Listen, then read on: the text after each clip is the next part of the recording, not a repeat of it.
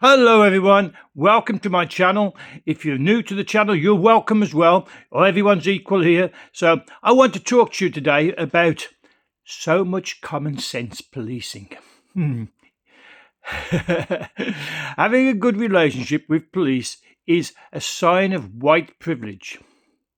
Student officers are being challenged to ask themselves if they've ever felt guilty about being white and having privilege as part of their police training. Metropolitan Police Training Program gives its trainees examples of white privilege. The Metropolitan Police Training Program, revealed after a Freedom of Information request, gives learning about your own race at school as an example of white privilege. So if you've learned about Boadicea fighting the Romans, if you've learnt about Sir Francis Drake fighting the Spanish Armada and saving Britain, or Sir Walter Raleigh bringing potatoes and tobacco back from the Americas, then that's white privilege. Whoa, you naughty boy. This white privilege is manifested and displayed in a case of a young white girl.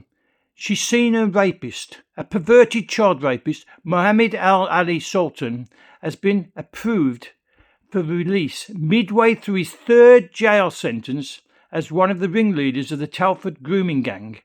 It was exposed by the Daily Mirror and its Sunday Mirror, and they've been cleared by the parole board halfway through his third jail sentence for sexual offences.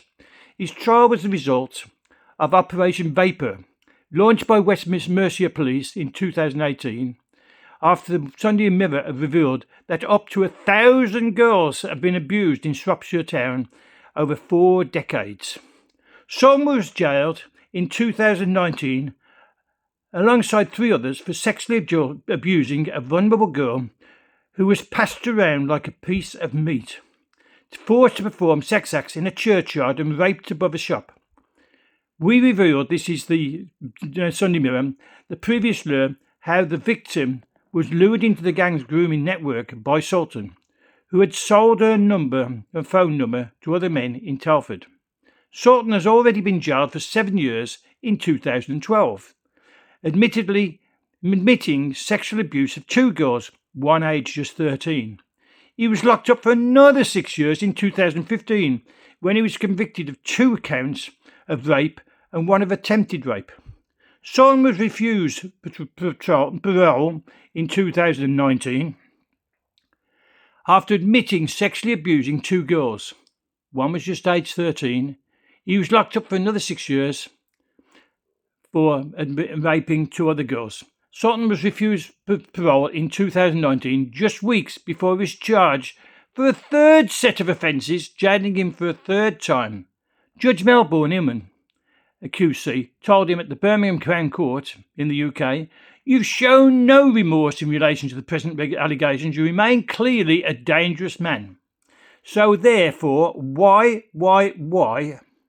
are we hearing he's being released?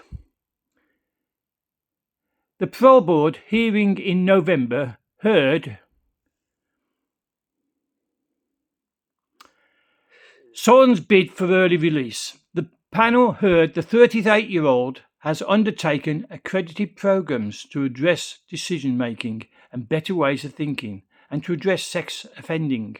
It has considered the risk factors at the time of Sultan's offences, which include wanting sexual gratification, having contact with female children, having antisocial friends, problem drinking, offending to get money because he sold the numbers of these girls to other men, his attitude towards his offending, and his helpful ways of thinking. He's told them he's learned his lesson.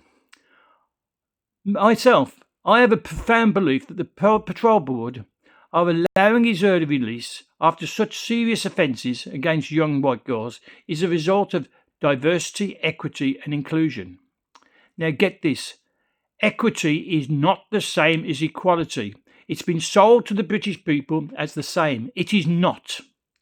Equity is understood by a majority of the population as equality, but it isn't. This week, the latest example of DEI, diversity, equity and inclusion, Spending by the police force hit the headlines. West Yorkshire Police, so not the Metropolitan down London, now the West Yorkshire Police revealed that it's spending £1 million on 19 positions and over £360,000 on related training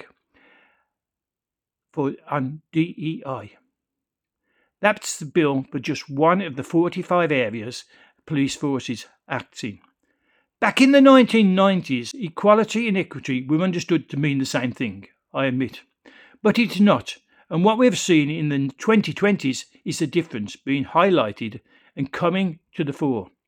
Equity is being on the same playing field where equality, is being on the same playing field where job opportunities are equal to anyone with the right abilities to perform the tasks required by that job. Whereas equity is only certain people are being considered according to their colour, race or religious practices. Or even, it seems now, according to their upbringing, according to their alcoholism, according to their poverty. So you've got one law for the middle class, another law for the drunkards, the poorly educated. In the USA, President Trump has recognised this trait. We all know he has. And he's busy with his appointed teams removing it from all the government institutions. But in Britain, we're clinging on. We're clinging on to our cherished part of our life, even through the latest poll shows 4 in 1 in favour of ridding the UK of DEI.